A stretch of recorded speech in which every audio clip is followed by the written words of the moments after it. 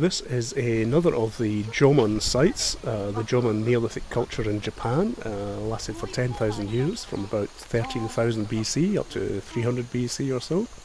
And the megaliths seem to be from the latter periods. They're roughly 4,000 years old. So kind of contemporary with European megalithic culture. And this is a paired circle. The one we're looking at is the Nonakado circle, it's called. And it's linked with one across the road by what appears to be a stone causeway here, which you can just sort of see in the grass there. Here's a bit of a better angle on that. So you can see we have this double ring construction. Now most of the stones are a particular green stone that was brought from a river 7 kilometres away, so it was obviously significant for them. And here's a look across the road towards the Manza stone circle, which we'll go and look at in the next video.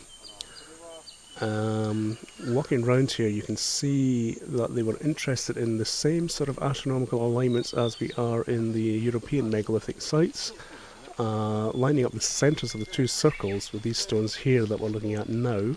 This is the alignment towards Midwinter Sunrise, and going in the reverse direction it would be Midsummer Sunset. And of course, typically the view is blocked by a stand of trees, so we can't actually see it. But I'm told that that's what it is. So we have this double circle construction, as I say.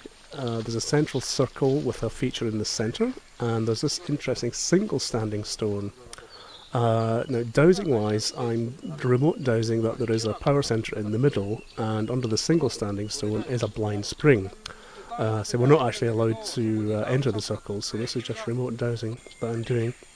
And there's another interesting alignment here through those two little stones, which you can see ahead of us now in the rear of the circle. I'm guessing this is Equinox Sunrise. It's not actually documented, and I tried asking about this, but they didn't know. But I'm guessing that the sun would rise over the hill there at the equinox. So if anybody's around there, it would be nice to go and check and see if that actually happens.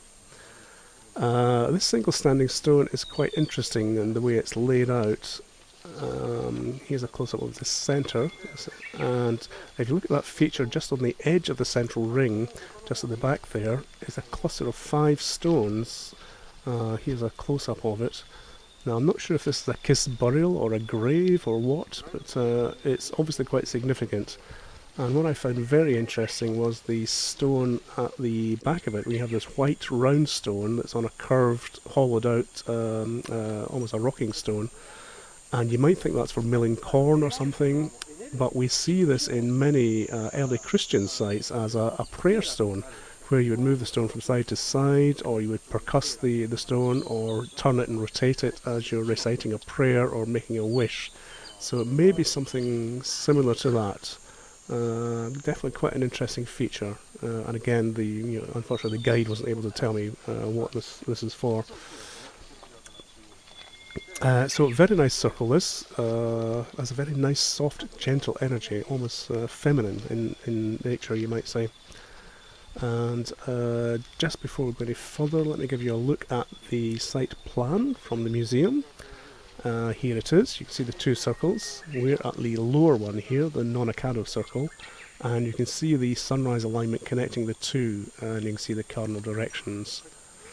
Now, off to the south of this circle, I went to have a look. There are some features which they call composition remains, just located in the grass, and I was particularly interested in this line of stones here, which is aligned exactly north-south. I found quite strange. No explanation for this. It doesn't actually go through the centre of the circle, which you can see in the distance there.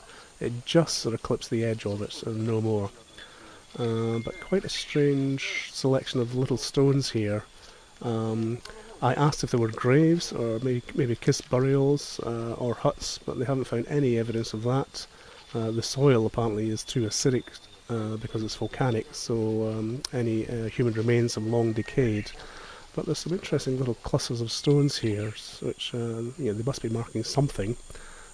Here's one, and it looks for all the world like a little grave marker or something like that. So there we go. That's the Nonakado circle for you. Here's another one. There's a little marker. That's the Nonakado circle. So we'll look at the Manza one in the next video. So hope you enjoyed it. Thanks for watching.